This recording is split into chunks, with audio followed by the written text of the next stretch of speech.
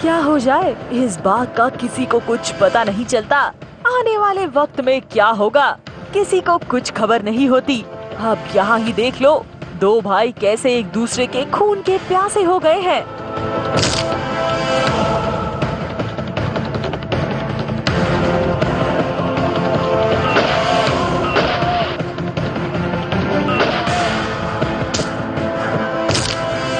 संस्कार और लक्ष्य के बीच में हाथापाई हो गई। मतलब कुछ बात ऐसी हो गई कि संस्कार अपने आप को बचाने के लिए लक्ष्य पर हाथ उठ गया संस्कार का, और फिर बात बहुत आगे तक बढ़ गई। चाकू वाकू से मारने लग गया संस्कार।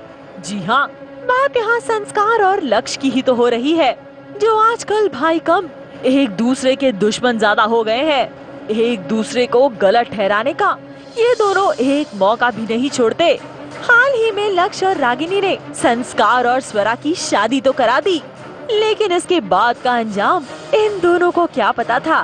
संस्कार हो गया अपने ही भाई के खून का प्यासा, और ये देखिए अपने ही भाई को उसने लहूलुहान कर दिया।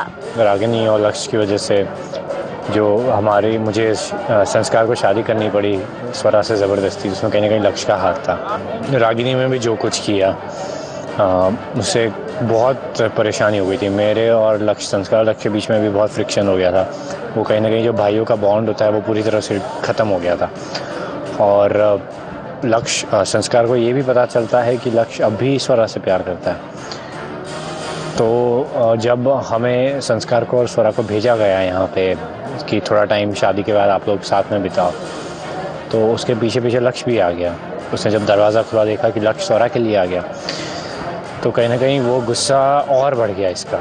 रागिनी चीखती रही, चिल्लाती रही, अपने सुहाग की सलामती की दुआ सबसे मांगती रही, पर वहाँ उसकी आवाज सुनने वाला कोई नहीं था। आज तो उसकी बहन भी उसके खिलाफ हो गई है। रागिनी कोशिश कर रही थी, लेकिन पॉइंट यही था कि रागिनी जो भी बोलती थी उससे और ज़्यादा गुस्सा आता था। जो भी सब हुआ था तो और ज़्यादा गुस्सा आता था उससे। ऑफ कोर्स बहुत ज़्यादा टेंस्ड सिचुएशन हो गई है इधर।